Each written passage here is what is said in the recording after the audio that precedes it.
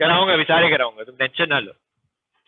It says Rory has 10 cards. 4 of the cards have a 3 printed on them, and 6 of the cards have a 4 printed on them.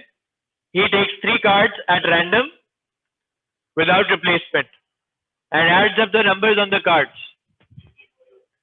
Show that P, the sum of the three numbers cards is 11. तो क्या बता रहे हो तुम? 3 3 4 से 10 आ जाएगा बेटा. 4 4 3. लेकिन मेरे जहन में ये बात फौरन आ जानी चाहिए, किसी भी ऑर्डर में आ सकते हैं.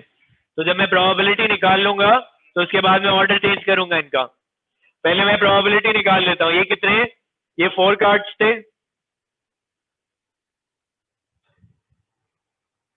3 वाले कितने कार्ड? अब ये प्रोबेबिलिटी थोड़ा सा निकालना.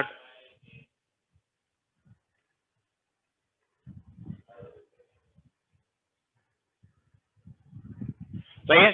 तो पहला 4 आने की probability 6 out of 10, 5 out of 9 and then 4 out of 8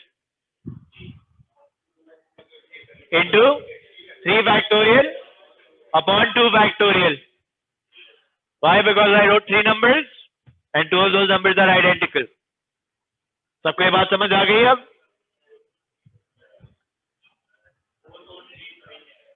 11 बनाना है ना सम. तो किन नंबर से 11 बनेगा तुम सोचो? 2 4 आ जाए, 1 3 आ जाए, और किसी से तो 11 नहीं बन सकता है ना? Make sense? 1/2. तो हमारा आंसर सही आ गया. तो वो अकोमोडेट कर लिया ना वलीद इसमें. मैंने कह दिया ना कि मैं अगर इनको शफल अराउंड करूं परम्यूटेशंस की. हाँ, तुम पहले वो लिख दो और फिर तुम शफल अराउंड कर दो. It make sense. सही है. बात ये है कि तुमने उसकी सारी अरेंजमेंट केटर कर ली. I could also have drawn a tree diagram on this. It would have been more confusing that way.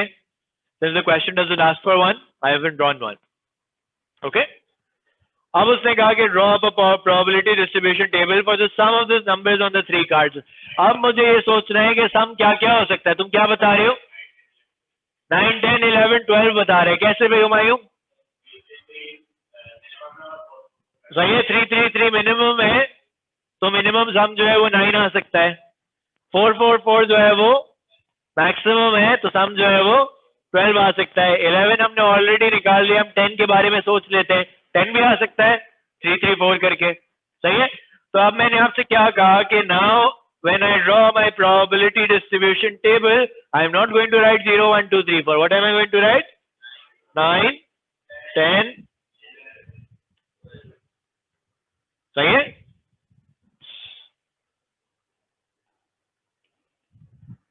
Okay. probability of 9. So आपने कहा probability of 3 3 and 3.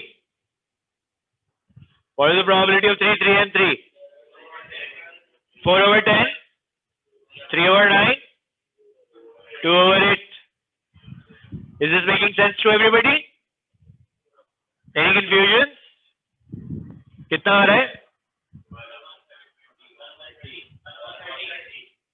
1/30.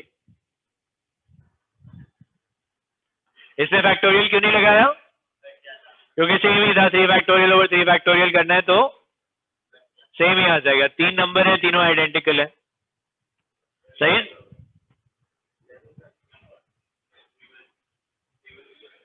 टेबल में जो वैल्यूज है, मैंने वलीद हम सोच रहे थे पहले भी, हमने क्या सोचा था कि भाई मैक्सिमम ग्रीन पेपर्स कितनी हो सकती है, मिनिमम ग्रीन पेपर्स कितनी हो सकती हैं.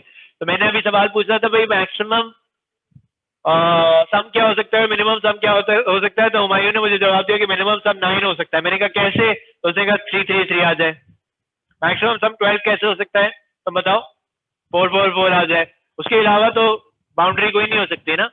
तो मैंने उसके बीच में सोच लिया कि भाई 10 आ सकता है. नहीं, 11 तो आ चुका है ऑलरेडी. 11 की प्रोबेबिलिटी ऊपर से ले आओ. ऊपर से ले आया मैं प्रोबेबिलिटी. 12 की निकाल लें. क्या है ये?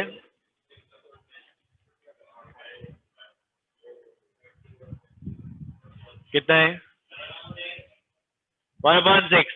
आप मुझे वही कह रहे हैं कि भाई आप जो है वो इतनी मेहनत ना करें, ये 10 निकालना है तो आप बाकियों को 1 में से माइनस कर लें. Please only do this when you are absolutely sure that you have done the other ones right.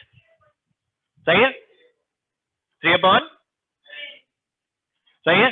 अगर मुझे वैसे निकालनी होती तो मैं आपसे क्या कहता? 334 कहता. सही है, मैं आपसे 334 कहता. पहले 3 की प्रोबेबिलिटी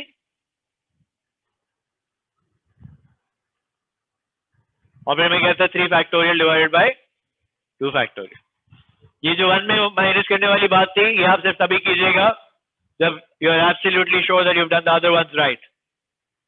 ओके, वरना वो भी गलत आ जाएगी. वो पे 2 गलतियां काउंट होंगी rather than 1. Clear? Make sense? Table बनाना सबको समझ आ गया? अब बहुत मुश्किल मुश्किल सिचुएशंस होती हैं जिसमें टेबल बनाना होता है. ये वाला लिखे फिर मैं दिखाता हूँ.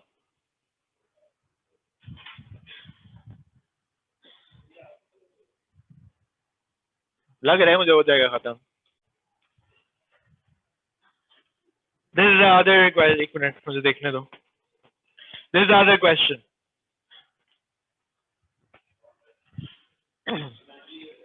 A fair square spinner with sides labeled 1, 2, 3, 4, 2, 3 and 4 is spun twice.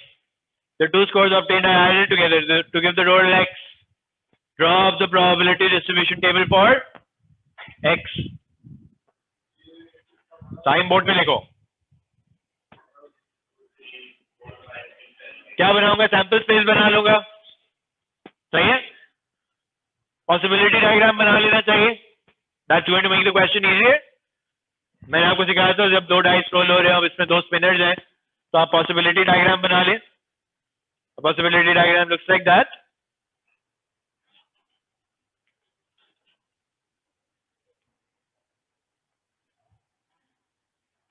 सही है? What is this mouse here? सामने निकालना है.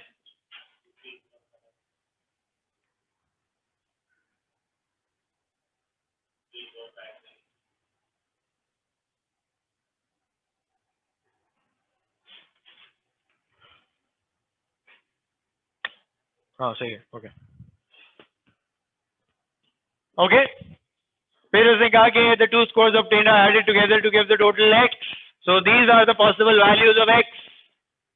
जो टेबल के अंदर आपके पास आई. तो देखिए draw up the probability distribution table for x. तो क्या बनाएंगे? 2, 3, 4, 5, 6, 7. सही है? So sometimes tables can be longer as well. Depends on what kind of experiment you're conducting. Okay, so the sum can possibly take on the value 2, go up to 8. Probability सबकी निकालनी पड़ेगी. ये तो counting वाली probability है. I think everybody can count. 1 out of 16. ये भी 1 out of 16. सही है? ये symmetric आएगी probably.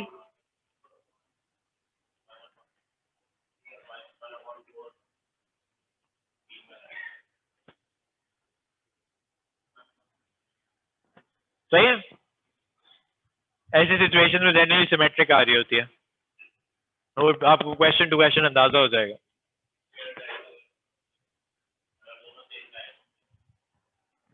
दोनों सेम डाइस हो. हाँ, तो जनरली फिर डाइस में तो यही होगा. To phone his friend, every time he phones, there's a 50% chance that his friend will answer. If his friend answers, Eduardo does not phone again on that day. If his friend does not answer, Eduardo tries again in a few minutes' time. If his friend has not answered after 4 attempts, Eduardo does not try again on that day. सही है?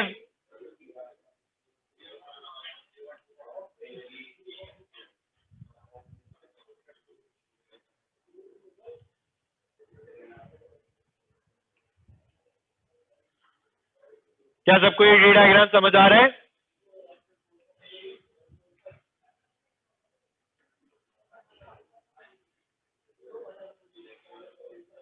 किसी को tree diagram में problem? कि अगर answer नहीं करेगा तो आगे एक और ब्रांच निकलेगी, अगर आंसर कर देगा तो काम खत्म हो गया. सही है? वो कहता है let x be the number of unanswered phone calls made by Eduardo on a day. Let x be the number of unanswered phone calls made by Eduardo on a day. तो इस ब्रांच में कितनी unanswered है? How many unanswered? 0 unanswered. Do you agree with that? इधर कितनी unanswered है? 4 unanswered. सही है? इधर कितनी unanswered है? 1, 2 and 3. Do you all understand that? सही है? So number of unanswered phone calls can take on the value 0, 1, 2, 3 और 4. क्या हो सकता है चारों दफा फोन ना उठाए, क्या हो सकता है पहली कॉल उठा ले. सही है? क्लियर हो गई बात? Can we complete this table now? 0 unanswered की तो प्रोबेबिलिटी मुझे 0.5 नजर आ रही है. सही है? 1 अनआंसर्ड की उसे निकाल के दी हुई है. 2 अनआंसर्ड की मैं कहूंगा it's A not as an A which is 0.5. ये लेटर्स लिखने की जरूरत नहीं थी, मैंने सिर्फ ऐसे ही लिख के दिखा है. सही है? 1 to 5 हो रहा है ना? नहीं देखो दानियाल, ये वाला ए पहले नहीं आ सकता. अगर ये ए पहले आ जाएगा तो काम खत्म हो गया. तो हर जगह फैक्टोरियल नहीं लग सकता. और खासतौर पे आपने ट्री डायग्राम बना लिया तो फिर नहीं लगेगा. क्या तुम क्या कह रहे हो? सॉरी. हाँ, क्या अगर वो पहले फोन कॉल आंसर कर दे तो गेम ही खत्म हो जाती है. आपने दोबारा कॉल ही नहीं करना.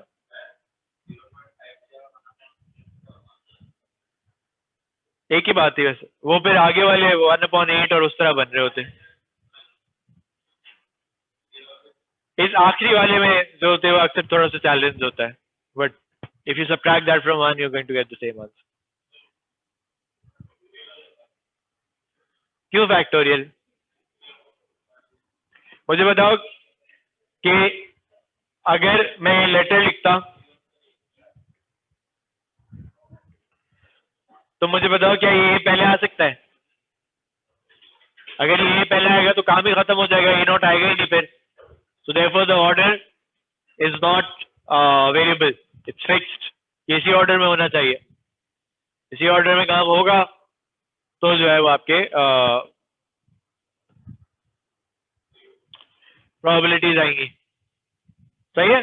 अभी एक्सपेक्टेड वैल्यू मैंने आपको नहीं सिखाया. We will talk about that in a bit. आगे बढ़ जाऊं क्या?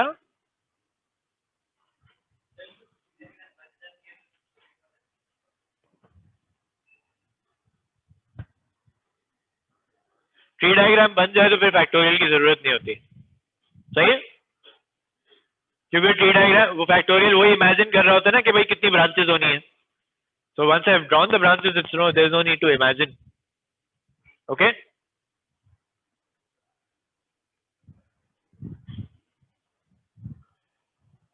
अच्छा, पहले मैं आपको अभी पार्ट 3 इसका छोड़ दो. मैंने एक्सपेक्टेड नंबर नहीं सिखाया, अभी सिखा रहा हूं मैं बस. अच्छा, पहले मुझे बता दो कि ये वाला सवाल कैसे होगा.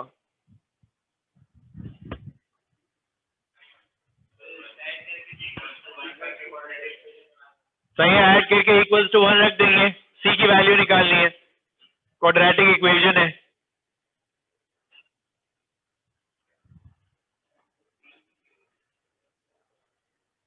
क्या क्या? v is the variable. उसे x की जगह v कह दिया इसको. Okay? c square plus 3c 0.36. सही है? Equals to 1.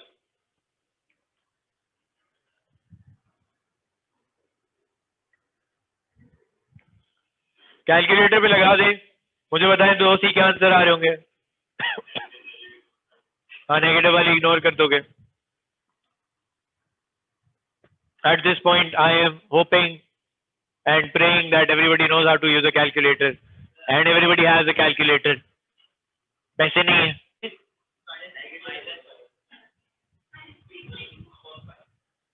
which is 1 point some 3 point something, सही है, सही है। तो ये डिस्कार्ड हो जाएगी। अब मुझे कैलकुलेट क्या करना था सवाल में, 5 और 6 वाली बता दोगे तो हम कहेंगे this is probability of 5 plus probability of 6, probability of 5 है 2C प्लस 0.05 प्लस 0.16, C की वैल्यू लगा दो। Again word of caution, the probability can not be, the probability cannot be greater than 1। Table में भी कभी भी नहीं आएगी, सही है। कुछ लोग होते हैं उनका टेबल में आंसर आ जाता है 3/2, नहीं आ सकता भाई, प्रोबेबिलिटी नहीं आ सकती 1 से बड़ी कोई भी प्रोबेबिलिटी। ये कहने के बावजूद कल मैं जो है वो एक टेस्ट ले रहा था S2 का, और जो है वो एक खातून ने लिख के दी 1.39 प्रोबेबिलिटी। तो मैंने उनसे कहा कि भाई वो टेस्ट के बीच में ही मैंने उनसे कहा ये इरेज करते हैं वरना तो मैं 0 ही दूंगा सीधा। ओके, ये मैं आपको अभी से बता रहा हूँ, चाहे एग्जामिनर आपको 0 दे या ना दे, मैं जरूर 0 दूंगा आपको अगर आपने 1 से बड़ी प्रोबेबिलिटी या नेगेटिव प्रोबेबिलिटी लिखी। किसको? ग्रेटर देन 4 है ना, तो ग्रेटर देन 4 कौन कौन से नंबर होते हैं, 5 और 6?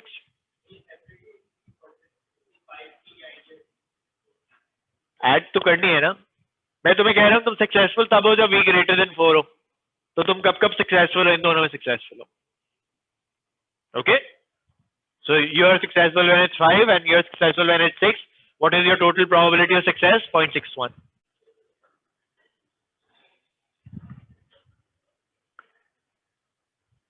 अब I will teach you one annoying question, बल्कि चलो पहले तो ये पढ़ाना है ना, ये पढ़ा देते पहले। दो चीजें होती है, मीन और वेरिएंस, सही है। मीन को अब हम क्या कह रहे हैं, मीन को अब हम कह रहे हैं एक्सपेक्टेशन, सही है। Expectation of x is the mean of x,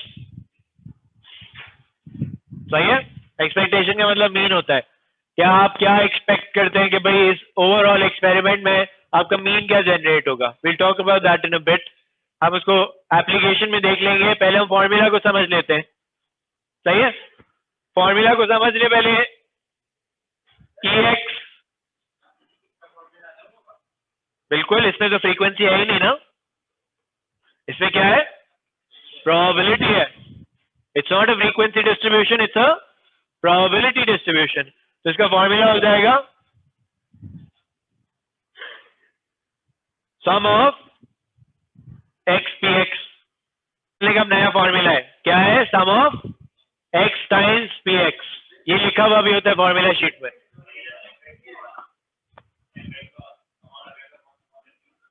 basically probability को तुमने कंबाइन करके, उसको कंबाइन करके प्रोबेबिलिटी कह दिया, कोई डिनोमिनेटर नहीं है इसका, क्योंकि फ्रीक्वेंसी होती है डिनोमिनेटर में, प्रोबेबिलिटी ऑटोमेटिकली फ्रीक्वेंसी को अकोमोडेट कर चुकी होती है। हाँ, सही है, उसके साथ होता ही 1 है तो वो ऑटोमेटिकली अकोमोडेट हो जाता है। नहीं, कौन पूछ रहा है ये? नहीं, सिर्फ नॉर्मल प्रोबेबिलिटीज के साथ 1 होगा, एक्सपेक्टेशन जरूरी नहीं होती। अब एक्सपेक्टेशन 1 से ज्यादा भी आ सकती है, 5 भी आ सकती है, आएगी भी। वेरिएंस का फॉर्मूला होता है, ये भी गौर से सुनिएगा, sum of X square P X, सही है, minus mean square, sum of X square P X minus, उसमें भी यही था, सिर्फ फ्रीक्वेंसी की जगह प्रोबेबिलिटी आ गई है, सही है।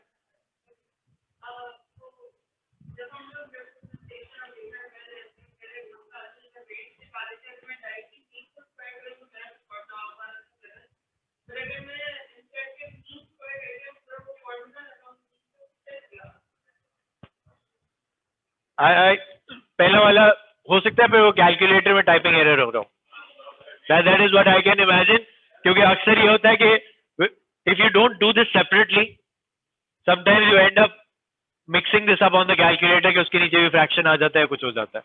Just show me the calculation, then I can point out your error to you. Okay? वो इतना major difference नहीं आएगा ना, लेकिन सही है, वो major difference हो जाए तो it's probably fraction का कहीं error आ रहा होगा या कुछ हो रहा होगा. सही है? Show me your calculation, then I can point it out to you. Okay? इस क्वेश्चन में निकाल के देखते हैं मीन और वेरिएंस. सही है, मैं यहाँ पे आपको बताता भी हूँ कि एग्जामिनर किस चीज के मार्क्स देता है. सही है, एग्जामिनर किस चीज के मार्क्स देगा वो भी देख लीजिएगा. अब एक्सपेक्टेशन अगर निकालनी है तो क्या फॉर्मूला होता है? Sum of X P x.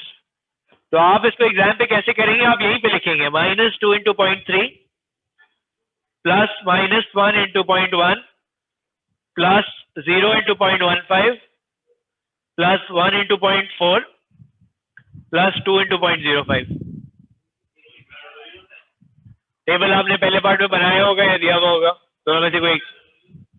क्या एग्जामिनर इसके मेथड के मार्क देता है? ये मेथड का मार्क है. हाँ, मेथड है. अगर वो गलत हुआ तो 0 मिलेगा. सही मिला, सही हुआ तो पूरे मिलता है. डायरेक्ट मैं रिकमेंड करूंगा कि मेथड लिखो. कल एक शहजादे ने मुझसे पूछा कि सर ये फॉर्मूला लिख दो तो कितने मार्क मिलेंगे. मैंने कहा बेटा ये फॉर्मूला लिखना नहीं होता, फॉर्मूला शीट में लिखा हुआ होता है, तो आपको लिखने की जरूरत नहीं है. ये तो मैं एक्सप्लेनेशन के लिए लिख रहा हूँ. Okay, there is also written in your formula sheet. Do I have the formula sheet open here? Yes I have. दिखा देता हूँ. फिर कुछ लोगों को एतराज होता है सर आप बताते नहीं है फॉर्मूला कहाँ लिखे हुए.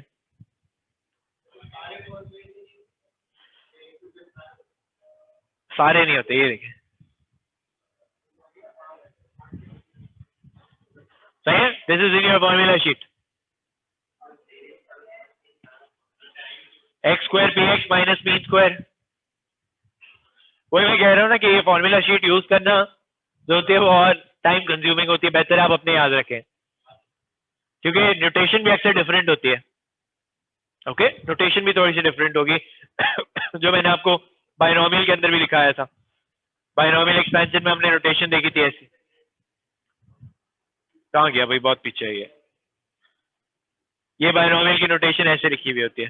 सो this is challenge in using the formula sheet. I am just telling you in case you are unsure कि भाई करना क्या है, तो आप जो है वो फॉर्मूला जाके देख लें. लगाना आपको ही पड़ेगा, फॉर्मूला लिखने के मार्क्स नहीं होते.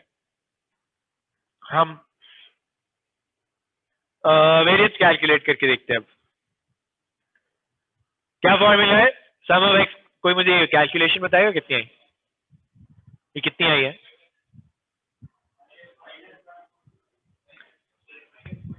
-0.2 आई है. सही है. ये चैप्टर तो एक ही दिन में खत्म हो गया वैसे, जितना ही होता है. नेगेटिव नहीं आ सकता. तुमने स्क्वायर सही नहीं किया. हाँ, तुमने ब्रैकेट नहीं लगाया होगा.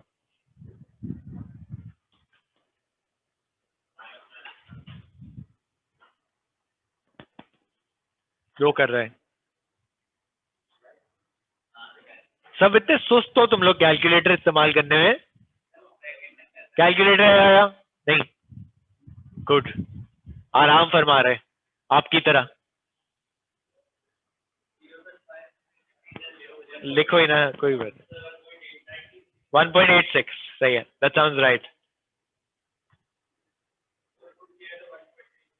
1 पॉइंट सही है. Does this make sense to everybody? बस ये सिंपल फॉर्मूलाज होते हैं मीन और वेरिएंस के. इससे ज्यादा कॉम्प्लिकेटेड मीन और वेरिएंस नहीं होता. ये मुफ्त के मार्क होते हैं. आपने टेबल बनाया, नीचे अगला सवाल है एक्सपेक्टेड निकाल के दिखाओ या वेरिएंस निकाल के दिखाओ. आपने फॉर्मूला लगा दिए. चाहे आपके टेबल में कोई एरर भी हो, टेबल में कोई एक वैल्यू गलत भी आई हो, अक्सर उसमें फॉलो थ्रू का मार्क होता है कि भाई आगे आप मीन और वेरिएंस अपने टेबल के हिसाब से निकालेंगे तो आपको मार्क्स पूरे मिलेंगे. Unless your mean and variance is unusual values, कि भाई किसी का वेरिएंस नेगेटिव आ गया जैसे आ गया था अभी. So that should not happen. Okay, as long as whatever is in your table you put that correctly into the formula then you're going to get the marks for mean and variance. Follow through होता है उसमें, फिर भी मिलेगा mark. कभी एक mark cut जाता है, but there is a chance the examiner will also let that go. मैं इसीलिए कह रहा हूँ कि देखो ये तुम्हें मेथड मिल जाएगा. कभी कभार है ना, एग्जामिनर आपके ओवरऑल पेपर को भी देख रहा होता है कि भाई largely your paper looks well done, you made a slight error somewhere, you might get the benefit of doubt that this was a small calculation mistake and you might get those marks. सोचता है, सही है. ये मैं आपको बता रहा हूँ because that is what they tell you in the training कि भाई मार्किंग स्कीम recommended होती है. Marking scheme is not fixed कि भाई यही होगा तो मिलेगा. They keep flexible. कभी कभार ऐसा भी होता है कि जब वो पेपर चेक कर रहे होते हैं, they come across a different kind of solution which is not in the marking scheme and they will still give you credit for it.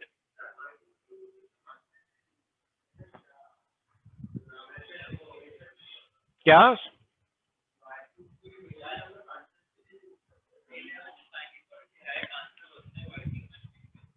अब ये डिपेंड करता है ना. देखो अभी तुम ये P1 S1 देख रहे हो ना, जब तुम P3 की मार्किंग स्कीम देखोगे ना, 2/3 3.11 है. 3.11. Coin B is weighted so that the probability of throwing a head is 1/4. Coin A is thrown twice and coin B is thrown once. Show that the probability of obtaining exactly one head and two tails is 13/36. 9 mark का सवाल है, जरूरी नहीं है. देखो अब इसमें दो बातें हैं, एक तो कॉइन भी दो हैं और उनके आउटकम्स भी दो हैं. तो अब ए पे हेड आ रहा है या ए पे बी पे हेड आ रहा है, this is something that you have to determine. हाँ, फेंकने का ऑर्डर सेम. हाँ, किस पे हेड किस पे टेल ये भी डिसाइड करना पड़ेगा तुम्हें. तो अब देखो ये कंफ्यूजन है ना.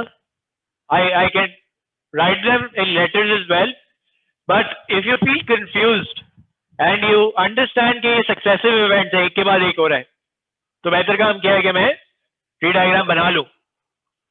बेहतर काम मेरे लिए यही है कि कंफ्यूजन अवॉइड करने से, कंफ्यूजन क्रिएट करने से बेहतर है कि मैं ट्री डायग्राम में इन्वेस्ट कर दूं टाइम. ऑटोमेटिकली आंसर्स पे निकलते आएंगे सारे.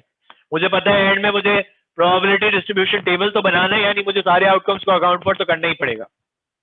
तो मैं कैसे ट्री डायग्राम बनाऊंगा कि पहले मैंने कहा ये ए टॉस हो रहा है, इसमें हेड आ सकता है या इसमें टेल आ सकता है. हेड आने की क्या है, 2/3 1/3. ये दोबारा किसको टॉस किया मैंने, दोबारा ए को टॉस किया है. इसमें से फिर से 2/3 एंड 1/3, 2/3 एंड फिर बी को टॉस किया 1/4 एंड 3/4.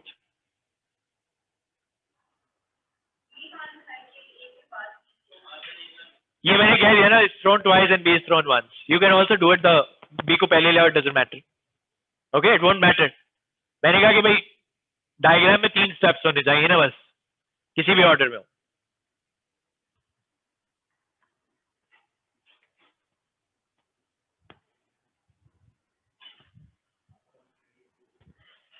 सही है.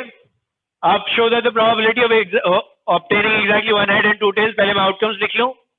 HHH, HHT, HTH, HTT, THH, THT. Factorial इसमें करने का मसला सिर्फ ये होगा कि देखो एक के हेड की प्रोबेबिलिटी अलग है, दूसरे के हेड की प्रोबेबिलिटी अलग है. तो तुम जब तक ये नहीं लिखोगे कि किसका हेड तुमने लिखा है, तब तक वो प्रॉब्लम क्रिएट करेगा तुम्हें. I can do it with that as well. It's going to create a lot of issues. Okay, तो जहां मुझे कंफ्यूजन हो रही हो, मैं वहां पे फैक्टोरियल नहीं इस्तेमाल करता. I go the longer way. Longer route मैंने निकाल लिया कि भाई ट्री डायग्राम बनाऊंगा तो क्वेश्चन सॉल्व हो जाएगा. सही है. Does this tree diagram make sense to everybody? सही है. अटेंडेंस लेते इसको कल कंटिन्यू करेंगे.